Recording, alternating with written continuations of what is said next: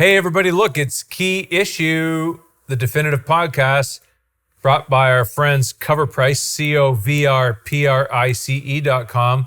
Isaac, what do you think of these new hand motions for this episode? Those are really nice hand motions. I actually couldn't bring my hand motions out fast enough, so I didn't know what to do. So I'm actually going to mix mine up with some shoulder motions too. Yeah, that's exciting. A lot of people have written in letters and they want us to have playful banter at the start of the show. We'll have playful banter. Yeah. Hey, Isaac, how was your week? It was wonderful. Thanks for asking, Rand. I took care of my two children under 2, and it was a lovely time in a pandemic when you don't have childcare. Thanks very much. I fell off my bike and hit my head. Rand, were you wearing a helmet? I mean, my hair was very hard that day, but... Rand, may I ask you this? Are you somebody who has experience with head injuries from falling off a bicycle in the past? I think it's time that we get on with the show. Today we're talking about a character in the DC Pantheon. And part of why we're doing that is because we have a special guest with us. And you're going to see the special guest come up again in a supplemental episode.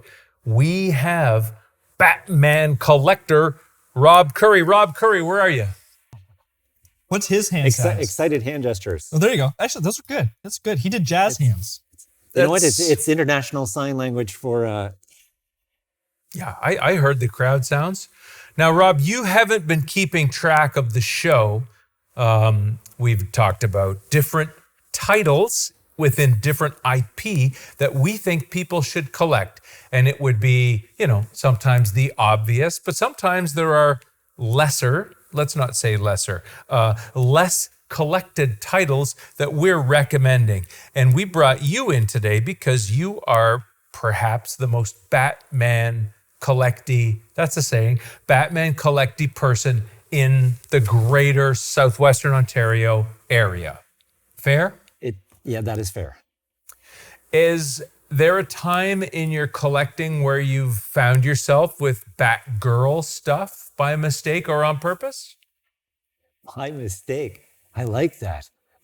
No, there are certain key issues. And again, I'm of a certain age so that, hey, that 66 show and Yvonne Craig and that Batgirl, it's like, yeah, no, of course you wanted to get the Batgirl on a motorcycle figure or the issue where she first appears. And so, yeah, there's definitely a bunch of desired key issues that I want. It's scary to me that you use the word desired. That gives me the Williams a little bit, but I get it. It's true. For a lot of people, Batgirl is as a character is sexualized. And that's just the way it is. You'll see an Adam Hughes Batgirl or some of the other more pin-up-y artists, and they will present Batgirl in a certain way. I personally have liked recent Batgirl among the best. I like Batgirl when she's funny and witty and smart and cute and clever. I'm a sucker for kind of a more revisionist Batgirl. We'll talk about that a little bit, but we have to do a little history lesson. If we're going to talk about Batgirl, we have to go back to the evil Frederick Wortham. That's exactly what I was going to say. Seduction of the innocent. I totally didn't know this.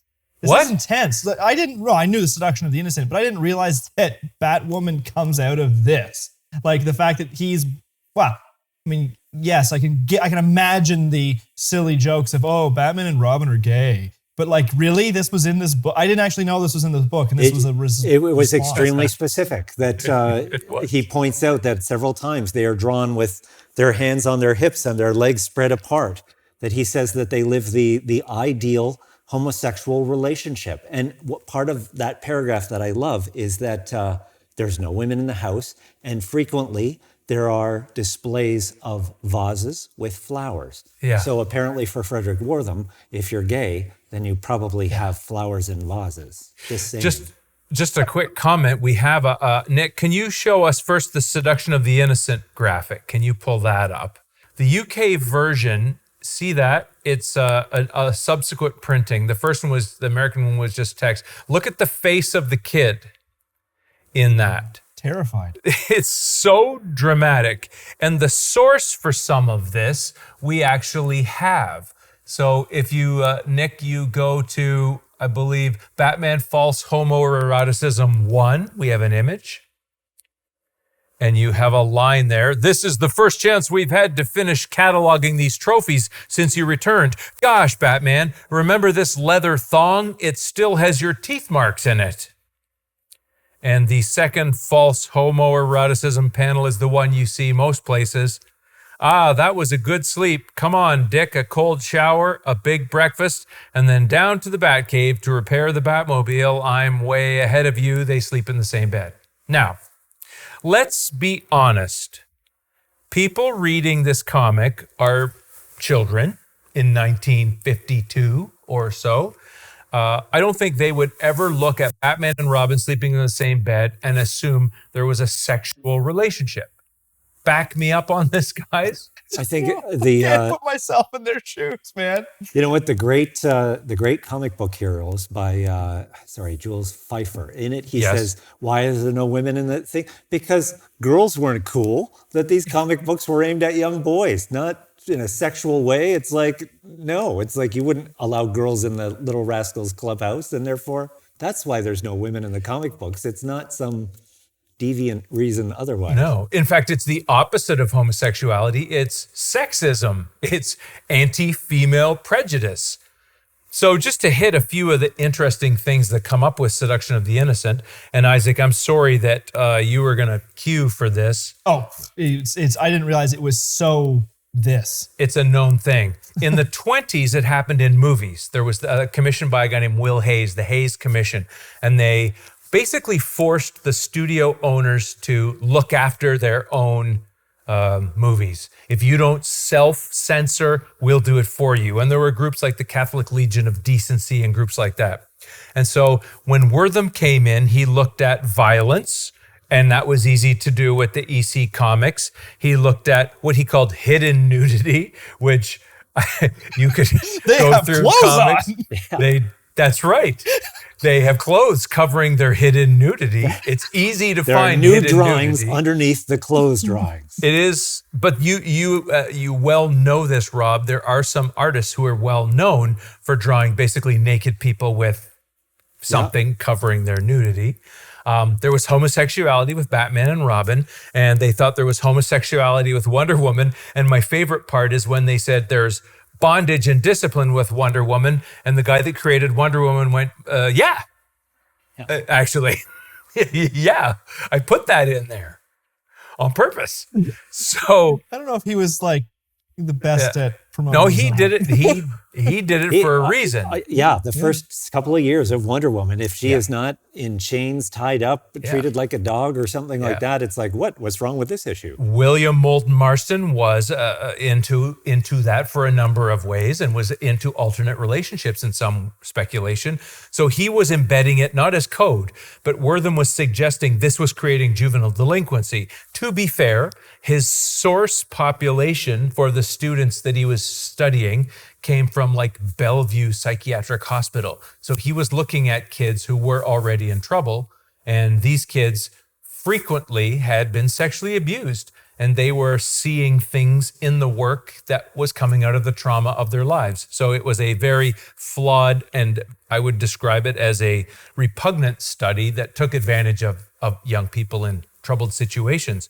But it did capture the excitement of Estes Kefauver, and Estes Kefauver was a senator, and he wanted to have a subcommittee hearing. And so this actually got on TV, and Wortham was able to hold up stuff. And of course, Kefauver was best known for a subcommittee looking at the mob. And you're going to say, what does the mob have to do with comics? Well, this is shocking, but the mob was involved in magazine and comic distribution in the old days, because if you didn't rip the cover off the comics you didn't sell and send them back, you could get an affidavit credit that you could say, yeah, I ripped them all off, but then you could keep the comics that you didn't rip the covers off. Everybody's going to say, what are you talking about? In the old days, if you didn't sell the comics in your shop, you ripped the cover off to show that you didn't sell it, and you sent it back and got a credit. The mafia got involved in this because they would not rip the cover off. They would just sign an affidavit. Yeah. We didn't sell these, and so give us credit. We threw them in the garbage. And then they would go and be sold later. And so this is a famous story of how, I can't remember his name, Charlie Rosnick from Mile High Comics got one of the biggest collections of all time, 2 million or 1.7 million comics, from a guy who had all those in a warehouse. So long story short, this crazy situation blew up and it became kind of the jargon of the time that comics were bad for kids. It was at one point, I believe there's a quote from Wortham who says, "This is worse for children than Hitler." And this is less than 10 years or around 10 years after World War II. So this is pure insanity. And there is another interesting subsection. I don't know if you know this, Rob. I know you know this book as well. You've read it too, possibly. The pool population for some of the men that he discussed this with were gay men. So he would communicate with gay men and say, "What do you think of this Batman-Robin relationship?" And they would say, "It's very exciting because I'm a gay man. So I'm coding it to my interests." Rather than ask a 12-year-old kid, you talk to what at the time were considered deviants, men who are gay. It's the wonderful case of the faulty logic, because if you're a juvenile delinquent, that you're now in jail, and you admit that you read comics as a kid, or you're gay and you admit that you like comics, obviously comics are the cause of juvenile delinquency and homosexuality. Yeah. And are they related? No, not at all. But in the book that he definitely makes the case. Therefore, comics are evil, and anybody that's into comics will wind up in a studio. Anyway. I've read so many comics to try and become gay, and my marriage has never been stabler. Randall, might I suggest vases with flowers in them? Because apparently, according to Wortham, that's one of the key And only men in your house. Nope. And only men in your house. So let's hit to what it was that came out in 1956. It's Detective Comics 233. Nick's got it on the cover there. Isaac's going to find it on Covrprice. Do you have Detective Comics 233, Rob? I do not. So here's one Rob needs. Yeah, find it for him. This is from 56. It's the first Batwoman. Her name is Catherine Kane. And here's what's interesting, and here's why I have these books. These books were written by a science fiction and fantasy writer named Edmund Hamilton. And he was one of the early creators of space opera. And I believe he got his start, Isaac, in Weird Tales. Ooh. And he was writing at the exact same time as Lovecraft and Robert E. Howard. He's one of those guys. If you can find the Weird Tales, and I think I have even that for you there, Nick. There's a Weird Tales there. That's his first story is in there. I'm not going to remember the name of the story, but he goes back that far. Edmund Hamilton and Sheldon Moldoff were tasked with creating Batwoman to forestall any complaint about fiendish homosexual behavior. And Batwoman is embedded in by a writer, Edmund Hamilton, who has this interesting career. And by the way, he is also the guy, you'll love this, Rob, he is the writer for World's Finest Comics 153, which is the meme slap of Batman slapping Robin. That's him. Yeah, another reason. So if you want to look up Isaac, Detective Comics 233. It's right here. And I love the little slogan, or what Robin's saying to Batman in the car. Hurry! Oh, I just had it. Hurry, Batman! The Batwoman is beating us on this mission. It's actually quite good. Now, in a sexist time, they've imbued her with enough moxie to outrun them. Yeah. What do we have to pay for this when we have to go buy this? This comic, let me see, raw value around $1,000. Typical graded at 3.0 is about 1,126. So its record highest known value, it graded at 7.5 August 10th, 2017, was $7,767.50. What's the raw? It's raw value about 1,000. It's going up though right now. 56 total recorded sales, and it's going up 98%. Latest trend. I don't want to put you on the spot, Rob, but would you think that's $1,000 comic? Would you? Yeah, consider? That's why I don't have it. Exactly. Yeah, I mean, even at the lowest grades here at 1.5, it's still $500. Now it's appendices here by last known sale over You know 6 what? months. But I know that one too really jumped with the new 52 when they came out with the new version of Kathy Kane and Batwoman. Well, we have her here too. that's why it's up 98%. Right We now, have for sure. Kathy here too. So you're talking about these. Yes. Yeah, I picked these up and I was going to go back and get Batman 233. And then I saw the price. So my research, when I found the Edmund Hamilton, I collect Edmund Hamilton books. Wow. Yeah, there's a book called, I think, Star Kings. It's one of these early space operas. But also, if you're really going to go deep, here we go. This is why you want this comic. Dude. The artist is Sheldon Moldoff. He is another creator. Yeah. You know about Sheldon Moldoff. Yeah. Sheldon Moldoff has art inside Action Comics 1. Nick, you have some Sheldon Moldoff pages there. Can you show those? If you look in the back cover, that is one of them. Go one more. Do the other Sheldon Moldoff. That is the back inside cover of Action Comics 1, and that's by Sheldon Moldoff. He is also a ghost, a Batman artist between 1953, I believe, and 67. He was not credited. He was paid under the table to ghost for the actual Batman artist. And he wrote this. At one point, I was doing between 350 and 360 pages a year. Wow. This Moldoff comic, this 233, is also valuable because he's the guy that did the cover of All American 16, which is the Green Lantern, that original Green Lantern. And just jumping back on price here, I just checked. eBay has one at 5.5 graded, 5.5 slabbed. 28 people watching this, so it's being watched at $36.95. You're talking about 233? Yeah, 233, 5.5, $3,695. Canadian, is sitting. Nope, pardon me, that's American. And there's 28 people watching that right now. Like it's expensive. For me, Rob, the provenance around Hamilton and his story and being in there with Robert E. Howard and Lovecraft and Sheldon Moldoff and all those beautiful covers that Moldoff did and that character being created by those two, that to me makes it really interesting. And then coming out of Wortham and the Seduction, that it is very easy to convince yourself that you should buy maybe not for everybody. For $4,000, here you go. But it's a truly valuable comic in knowing the provenance. But let's jump to that 139. Yeah. Now you have a 141 here that you brought in. Let's first show his 141. Nick, do you want to give me that overhead? Because he's got Batgirl. She is I think she's in 139, 40, and 41, but her first is 139. The whole concept, I like Bat-Girl. This is not Batgirl. This is not our Batgirl. This idea was also a reaction to Wortham that if there's going to be a love interest for Batman, there has to be one.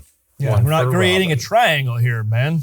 I think we don't want a triangle. So she was created for Robin's partner. Again, a little bit sexist. Is there any logic to me just a little bit? Is there any logic to me collecting 139 Robin? I almost called you Robin. That means I can be Batman. It's a good Batman name. Isaac, what are we going to get that one for? Raw comic at 382. Graded comic 5.5. Average is about 552. Highest known graded at 8.5. January 27, 2019 is 2880. 8.5. It's down 42%.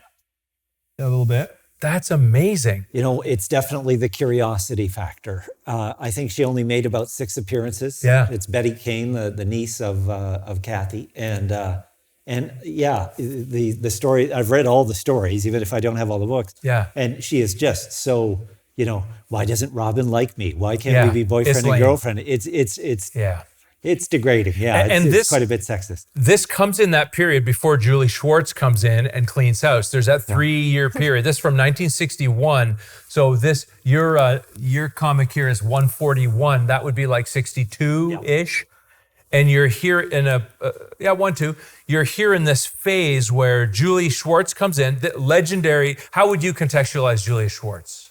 He saved DC in a way. He was the star maker. He was and again, with such a science fiction background, he was so involved in so many of the early fanzines and such.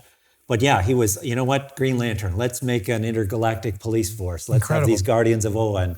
And you know, that was a hit. Obviously, The Flash started the Silver Age of comics, and that was his doing. Batman's sales were down. We should put an underline under that. That Showcase 4 is the first comic of the Silver Age. Yep, and that's totally Julie Schwartz. And so with team players Carmine Infantino and so it's Murphy Anderson as an inker and as an artist in so much of it. And so yeah, it was Batman was too much in the daytime, too much family stuff, too much Batmite, too much Bat-Hound. And so he said, no, it's detective comics. We're going to make him a detective. We're going to give him a new look. And he, depending on who you read, Batman sales were getting so low that it could have been a canceled title. And so, yeah, Julie Schwartz saved Batman. It's interesting, too. He created Adam Strange, and now Tom and Mitch, that team, Tom King and Mitch Gerardis, they're bringing Adam Strange back, which is an interesting grab from Julius Schwartz's past. Are you reading Adam Strange by any chance? I'm not, unless he crosses over into Batman. There's no way to catch you up, is there? You're not a DC fan at all. You're a Batman fan. I am a Batman fan, yeah, first and foremost. And so, you know, do I collect Batgirl stuff? Well, yes, because she is connected to Batman. It dovetails. Well, listen, let's pull out our next one of value. Give us an overhead there, if you would, Nick. This is that 327. Now, for people who don't know what this has to do with Batgirl, it kind of doesn't have anything to do with Batgirl, but it's very important for Julius Schwartz, isn't it? It does. It is. It's the reset. This is so Batman's going to look different. He's going to act different. It's going to be more. I mean, there's still a little bit of fun in it, but it's definitely more of a serious, more of a realistic comic than the Shelley Maldoff cartoon style.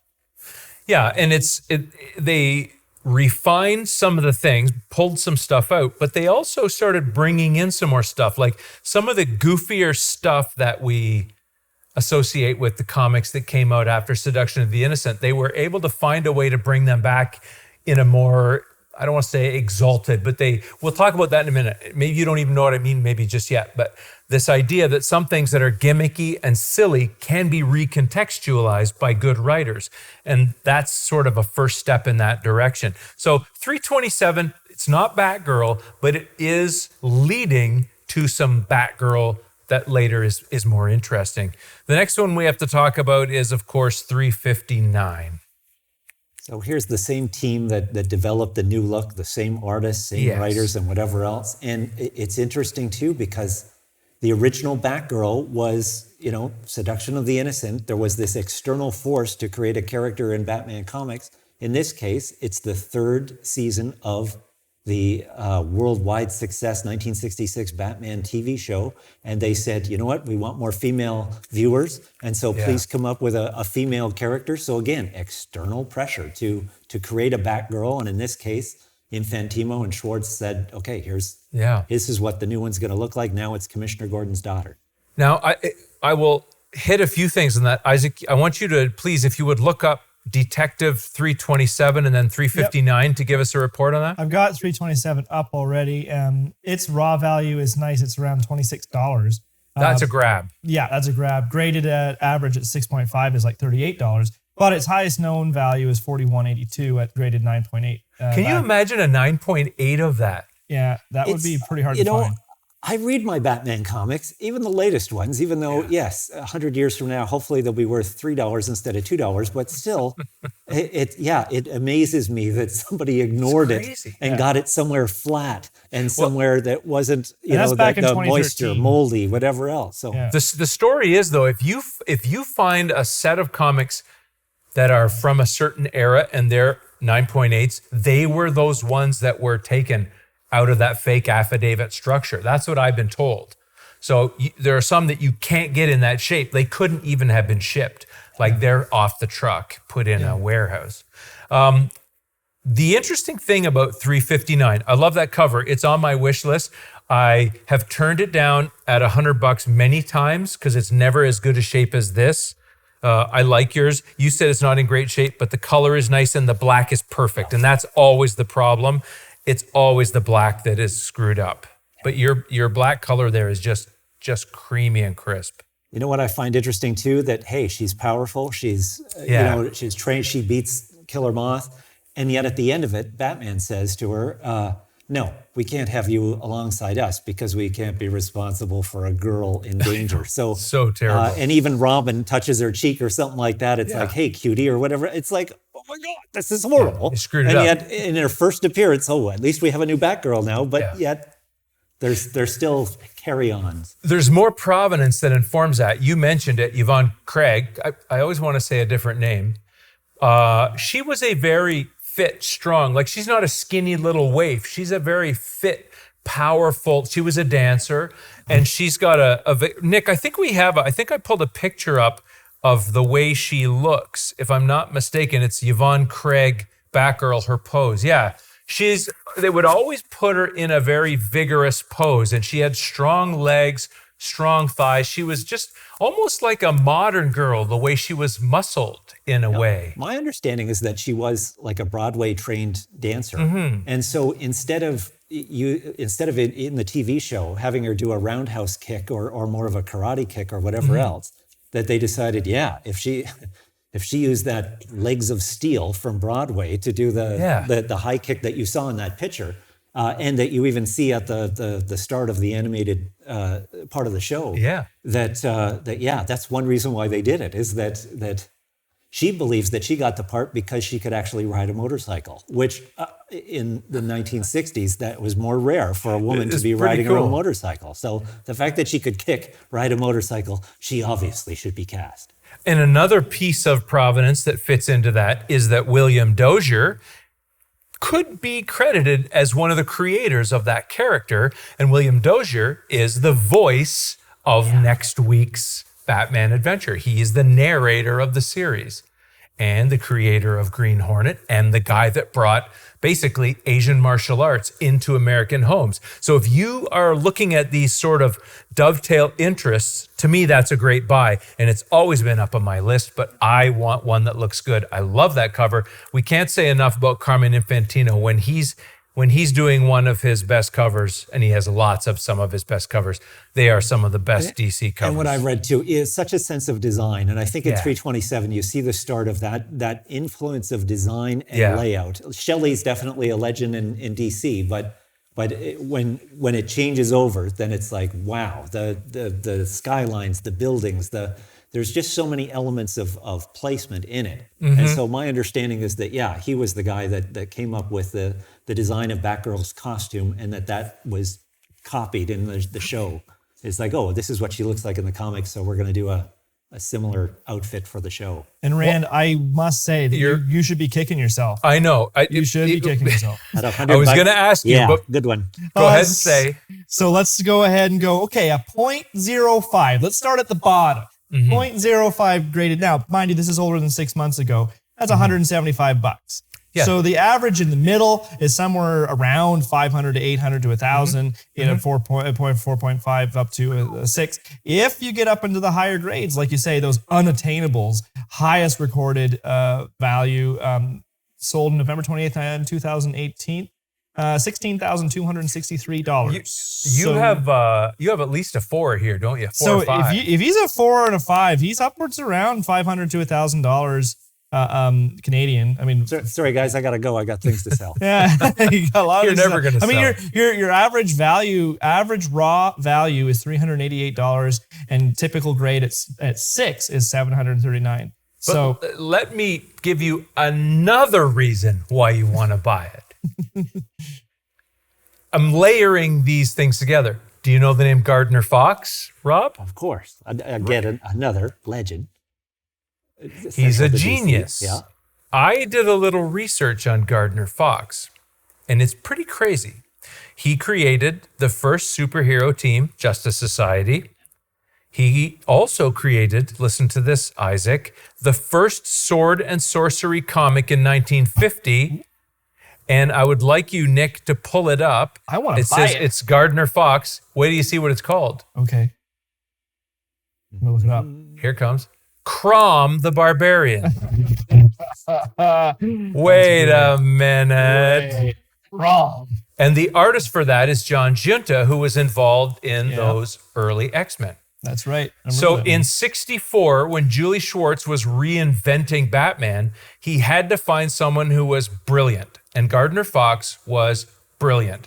Gardner Fox was a guy who was famous for thousands of books about all kinds of crazy things. And if Julie Schwartz said, we need something new in Batman, something crazy, and what could it be? Gardner Fox is the kind of guy that could talk about some African god that was in a voodoo thing, and he would know all about it and how you could implement it. So he was super inventive. I think it's interesting to note, too, that he was the first writer of Batman after Bill Finger, the original writer. Yes. And is he not also the creator? Correct me if I'm wrong. He created Earth 2.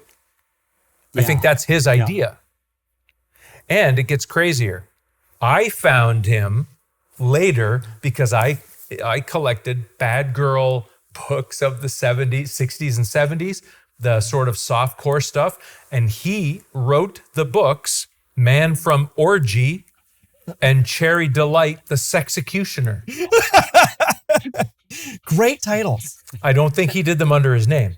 So way back when I was going into bookstores and finding these crazy old books that were Were they hidden sexy. behind a curtain? Like, I'm confused. Is this the female empowerment episode of Key Issue? Three white men talking. I'm not sure what I was told when I agreed to be on this one. All I'm trying to do is build this story behind that title to give me the guts to pay the $300 or $400 I need to get a crappy copy. Yeah, middle of the road. That makes sense. Mm-hmm. I'm glad that you have it. I think it's beautiful. It's one of my favorite. It's always been a comic that I really wanted. This and the Poison Ivy feel like you want to have them side by side. You know that. What's that number on the Poison Ivy? 181. You're gonna remember. So sweet, and you want to have those side by side. I do have them side by side in a room in my house. Yeah. Do you really put them side by side? I really do have them side by side. They're actually one above the other. Yeah, but they need to be it's on a like row that. of first appearances. But what I like about Batgirl, the things that appeal to me in Batgirl really come out in this one. This is where you see that, right? That she's tied into the mythology. She's Gordon's daughter, right? There's a lot of juice there that you can play with. Yes, it's sexist, but it feels like she's part of the world. She's not just grafted on like the Bat Dash girl. Now, we talked about 369. You probably had it here, didn't you? Let go, Batman. You've had it as top bat in Gotham City. From now on, I'm teaming up with Batgirl. I love these titles. You know what? Maybe again, one of my favorite titles, which I was the first to admit that is just horribly sexist, is the one that you're running in the background. It's the... Batgirl, help us. We have a real problem. And she goes, I have a bigger one, Batman. I have a run in my tights. Which it's is just such a slap. Brutal. What if Batman had a run in his tights? Is that like does he stop? And well, he frequently does. Yes, he frequently has a run. So are you talking about this one, Rob? 369? Batgirl breaks up the dynamic duo? Yeah, I'm talking about 369. That's the one that you should buy. The breakup. Yeah. Yeah. Do you want?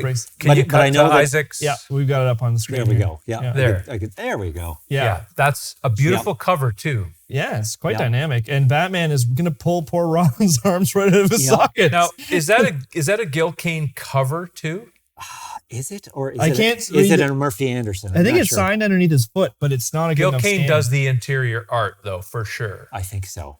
And yes, I do have that issue. I didn't bring it today, but that is one that I do have. But that's when, but we're getting closer to a modern Batman there, but that's a Batman that's created after the series is popular and has kind of camped it up so much. Yeah. Do you find that there was a reaction in the titles to the series? I have some issues where even Robin makes fun of it. He'll say, holy zap gun Batman, or I think the second appearance of Mr. Zero, where they call him Mr. Freeze, that Robin says, gee, Batman, what a hokey name. It sounds like something from a bad TV show. So they're constantly, self-referencing. And yeah, those early issues with Batgirl that I'm so rooting for her, but at the same time, there's still some baggage. from earlier times and from the show. I think we're still in the waiting period before the 70s come. What is 369 going to go I'm going for? to ask you before I go there, Rand. Let's just recap here. Why is this one? I may have missed this. Why is this one a key issue? Which one? The one we're talking about, 369. 369? Because of the breakup? Is that the thing that's the key That's issue? the first team up with Robin. I see. Okay, yeah, because this is a nice, easy comic to get. I mean, its raw typical value is $21. It's a relationship that has been off and on and utilized through titles for, since maybe 40, 50 years now in different ways. Yeah.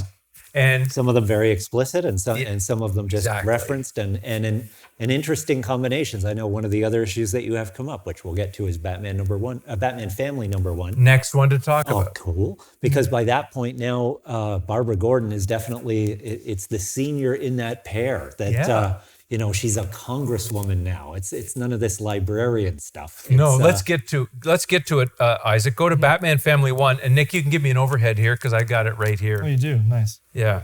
And what I like about it is it's the origin of the Batgirl Robin team, but look where she is. Is that not the Capitol building down in the United States? Oh, look at that. Oh, because she's, like you said. yeah. And She's moved once to again on her Washington motorbike, it's Mike Grell cover art. And if you, like me, love the way Mike Grell draws female characters, look at her beautiful face. Are they fighting a dead president with a flaming sword? No, it's the ghost of Benedict Arnold. He's a wow. traitor, guys. He's a traitor. But Yeah, yeah, that's- Batman's not in it.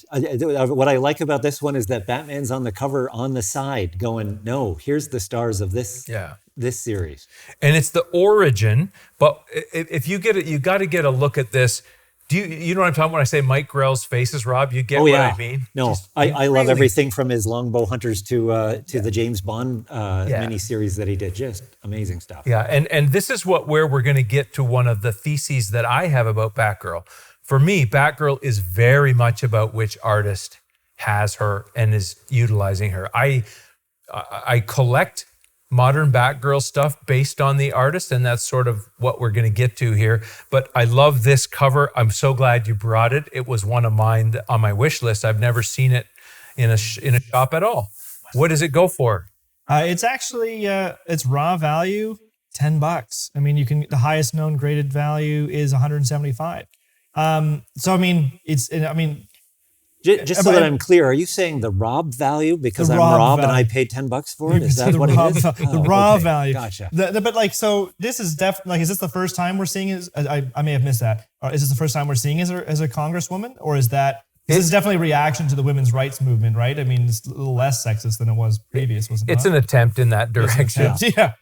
I think by the end of this thing that there's a bit of tension, and so Barbara gives Robin a kiss on the cheek, and you can tell that Dick Grayson is sort of like, oh, okay. Yeah, it's a neat role reversal from what you see in 359. It did come step out in in the right direction. 1975, so that is after the ERA Equal Rights Amendment, and this is right during that period. Yeah, that's what I wondered, because But it's definitely right there on the cover. But they're still going to draw her with a beautiful face.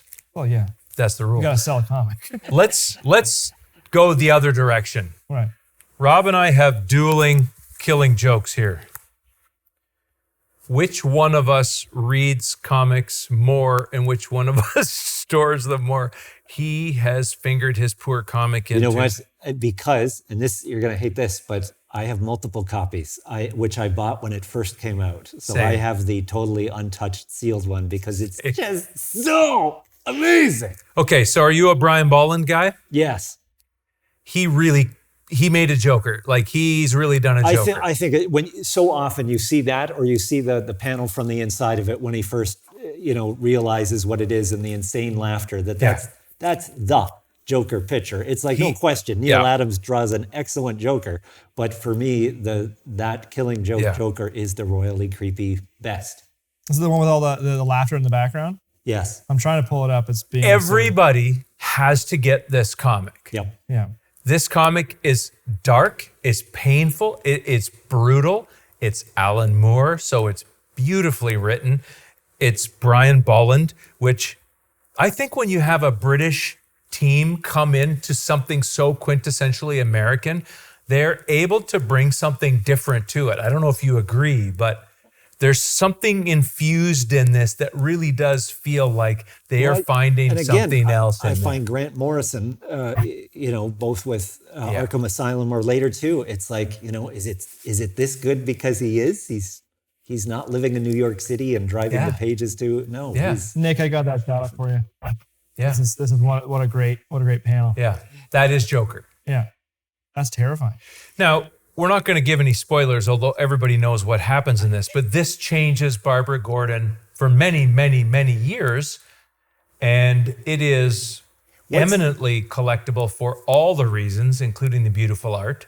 What's interesting is that shortly before this issue, like within a year, there's another one that's on the table there, a Batgirl special #1. In it, she decides, you know what?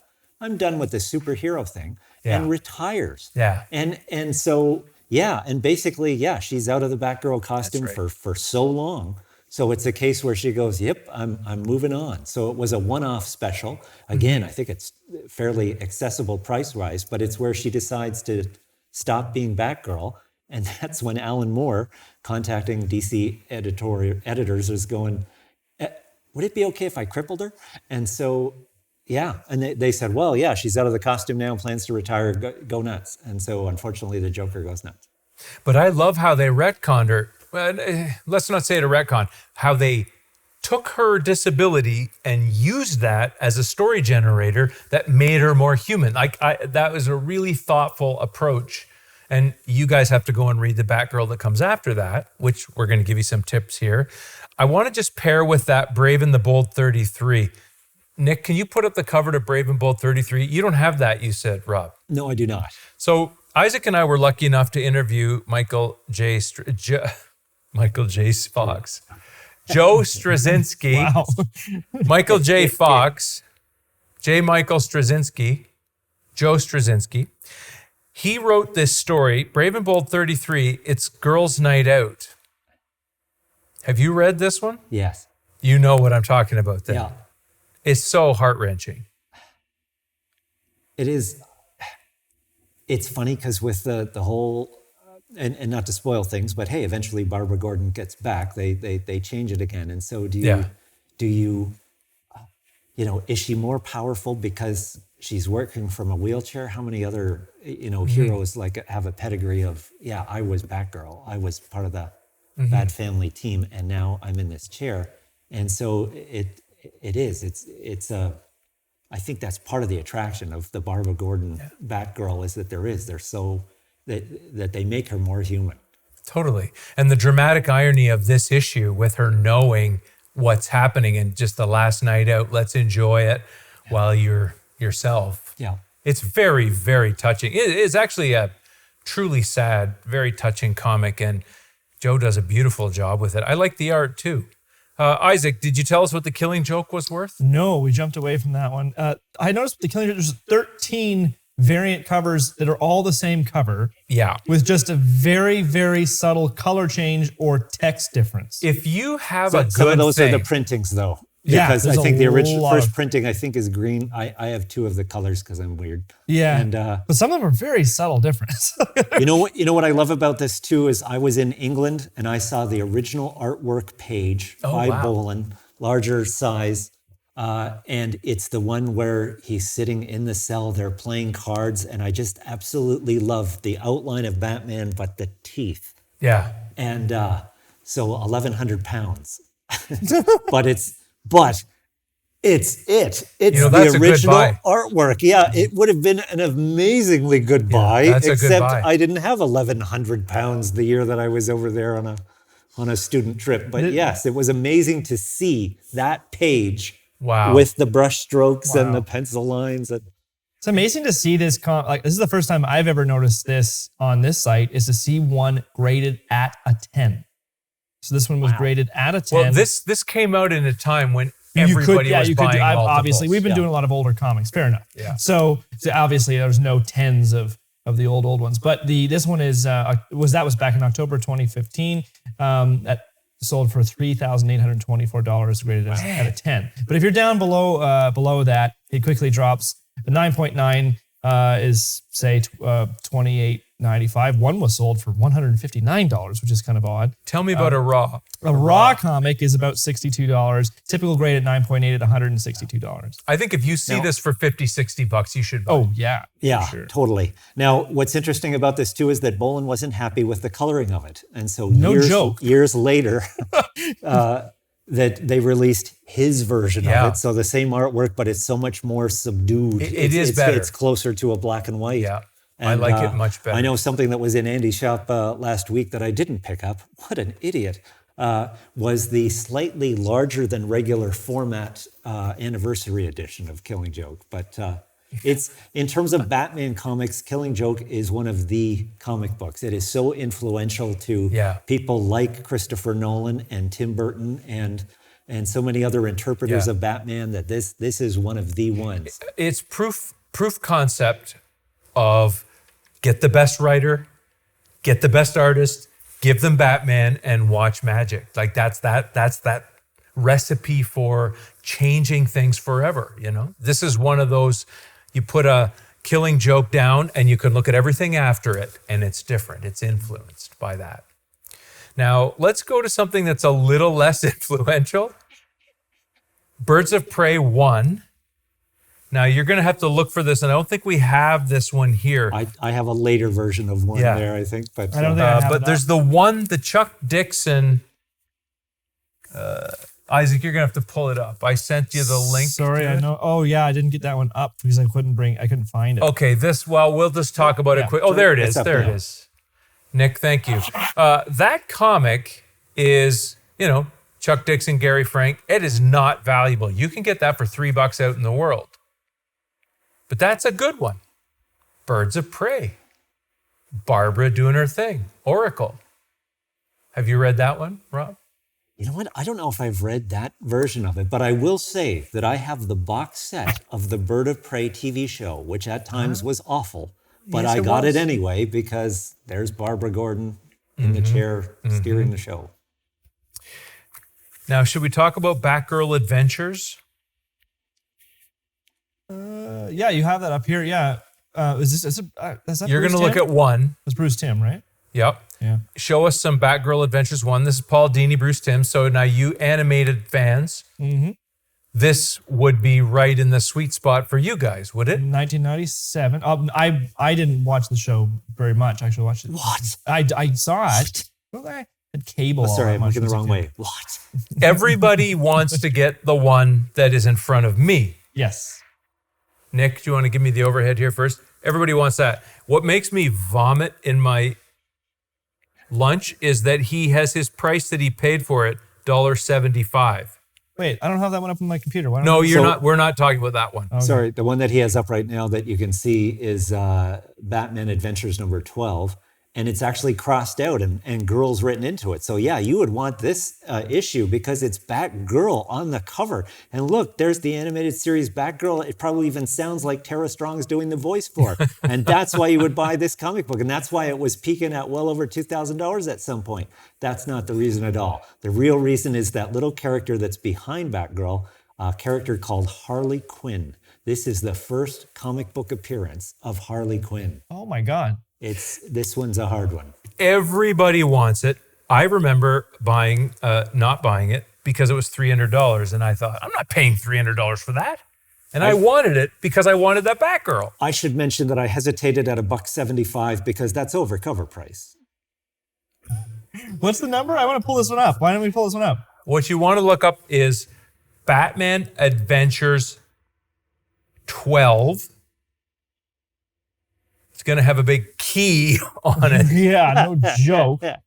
Yeah. But I like Batman Adventures 1. I like that cover for one. It is. I do have that one too. I didn't bring it, but I do have it because again, I love Bruce Timm's artwork. We had a discussion as to what is he like as a human being or to talk to. Maybe not so much, but his artwork, love it. It's iconic for me.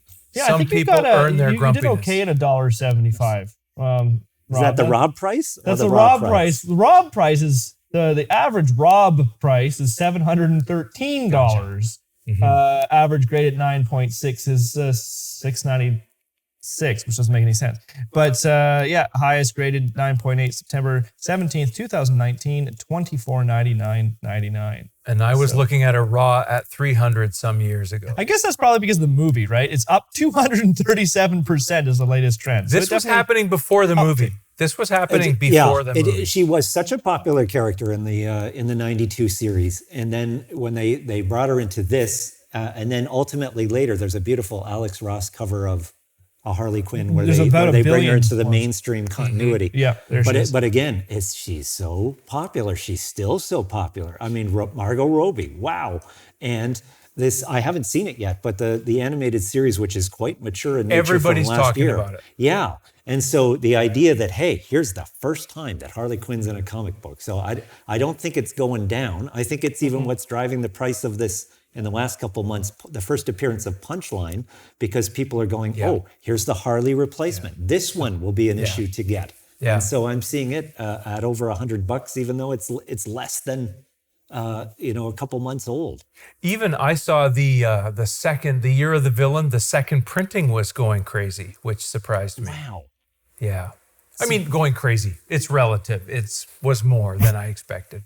I should mention that back in '92, that Carol Ann thought this character was so cool that while I drive a Batman motorcycle, hers is all Harley Quinn. She has a Harley Quinn leather riding outfit. Come on. And black and red ponytails that she sticks on the side of her helmet. Okay, well, that's amazing. So years before she became such a liked by everyone, that Carol Ann points out, I liked her before it was cool to like her. Listen, I wish I'd been smart enough to pick this up. I did not like the art style then.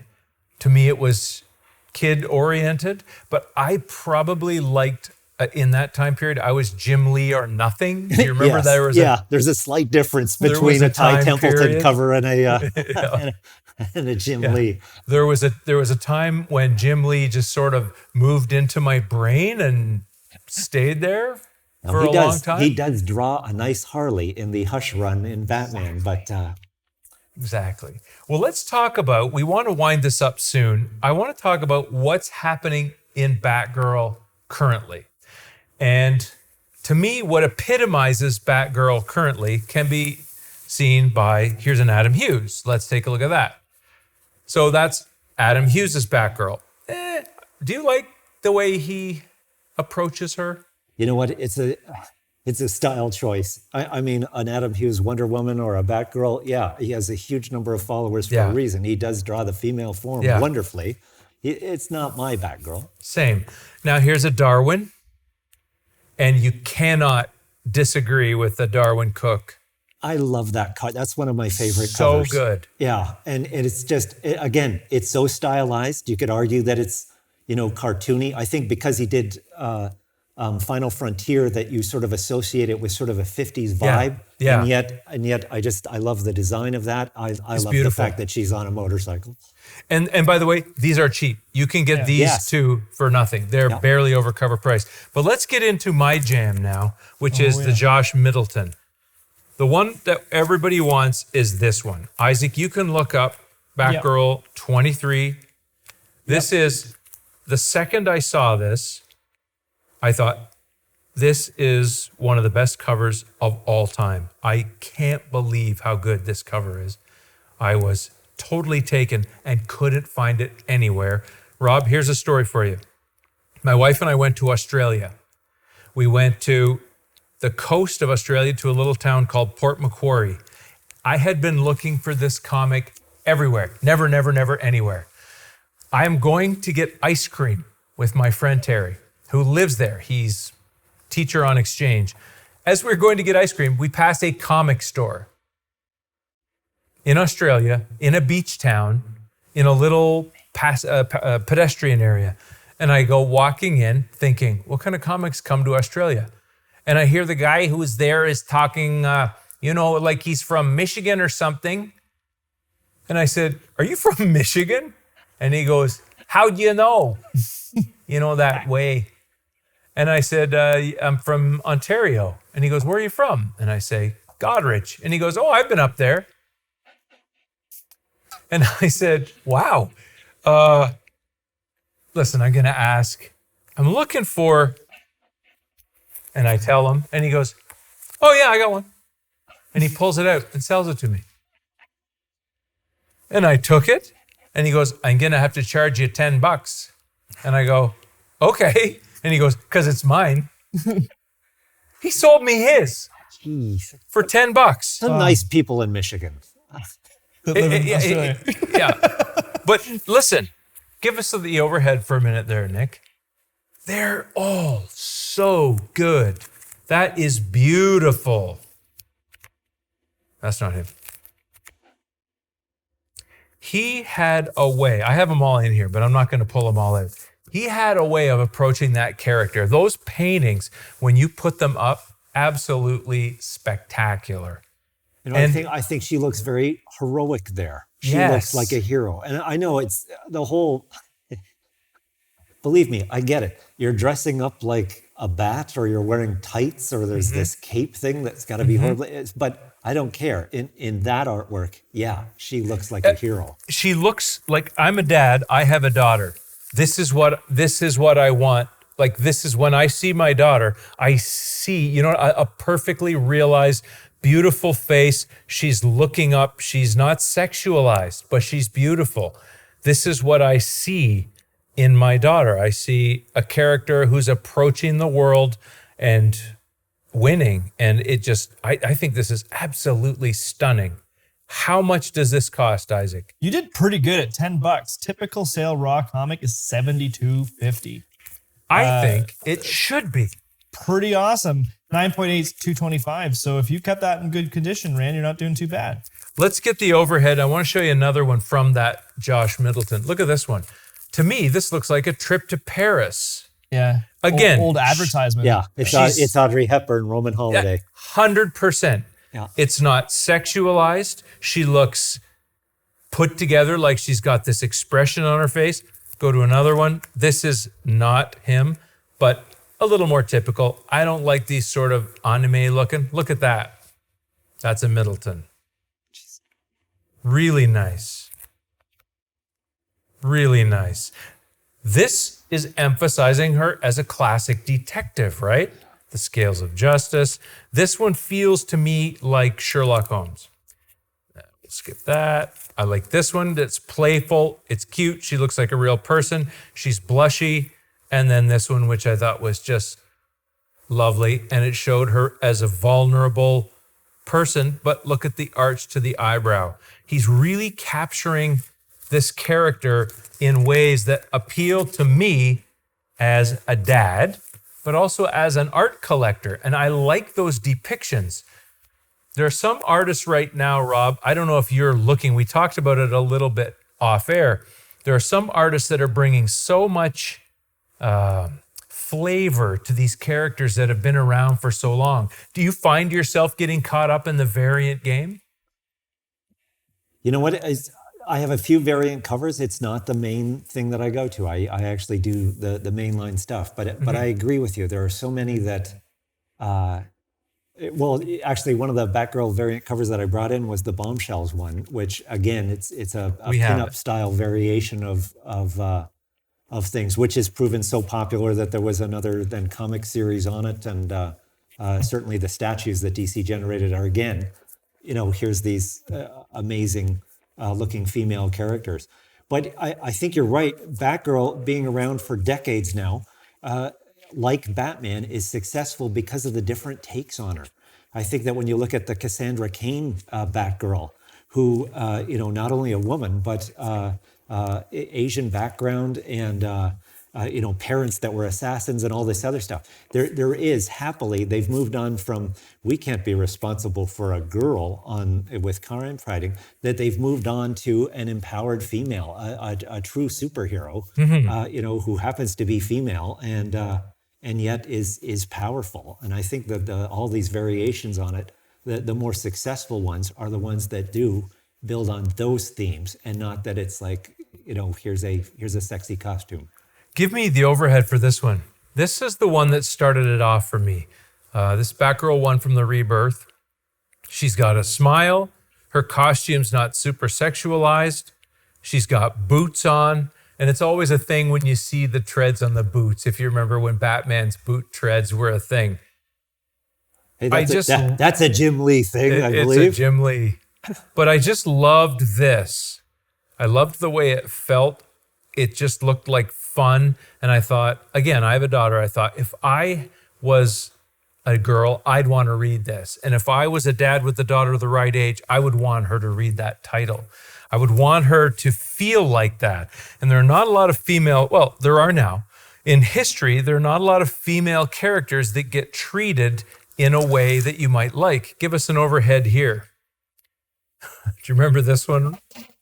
That is the harder than Batman family #1 to get, because it's the Joker's daughter, and inside there's actually Two-Face's daughter. There's the daughters of all of them. They decided to do an all-daughter issue, I guess. And it's a little more old school with the sexualized costume and kind of the cat fight style, the pulling the hair and stuff. It's just a little disappointing. I mean, at the time I get it, but when you compare it with what we're seeing now, it just feels really nice. The change is nice. Long way to go. Nobody's arguing about that.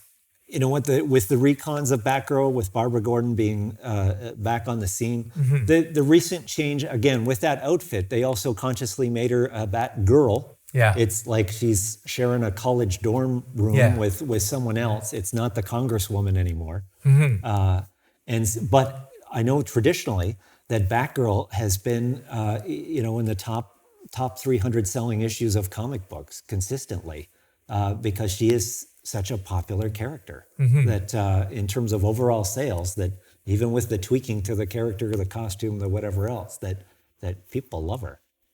I like her because she's so smart. And there's a Nancy Drew vibe there that's very old-fashioned, but very real. If you're the right age, it gives you that feeling. You know, they hit the mystery and the playfulness. And there's a lot of stuff in that run that's woke, and some people don't like woke comics. I do. I like to see how that is implemented. I like to see how current culture gets implemented into some of these 50 and 60 and 80-year-old characters. So I'm in. I'm going to say you can get some of these Batgirl comics for cover price or lower. It's worth doing. If you can find that variant cover. Oh, the variants are around. Just go to Australia to that one guy's place. That one variant is the one that went up. So really, crazy. you pay $10 except for the flight to Australia, and probably had dinner that day. Don't forget the ice cream. Anyway, so it was a good You deal actually at got $10. ice cream? That's surprising. Well, for him. Oh, okay. See, just for people who want a little backstory, and then we'll cut this episode. But consider this a little inside look at making documentaries. After a long day of shooting interviews, you will be working, and sometimes you're not eating.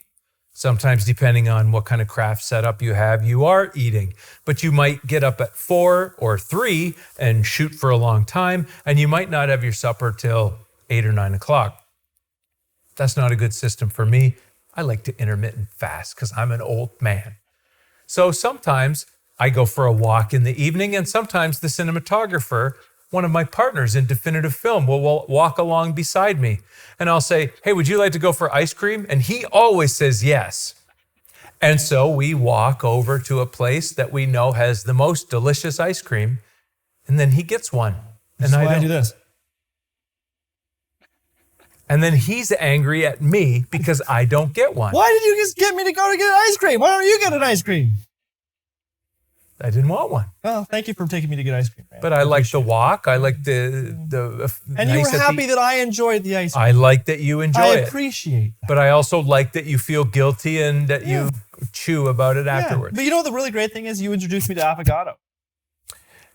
Listen, we can't go too deep here. That's really good stuff. Rob, if you don't know what an affogato is, I'm not judging you. It's where you get 2 scoops of ice cream and they pour espressos on that.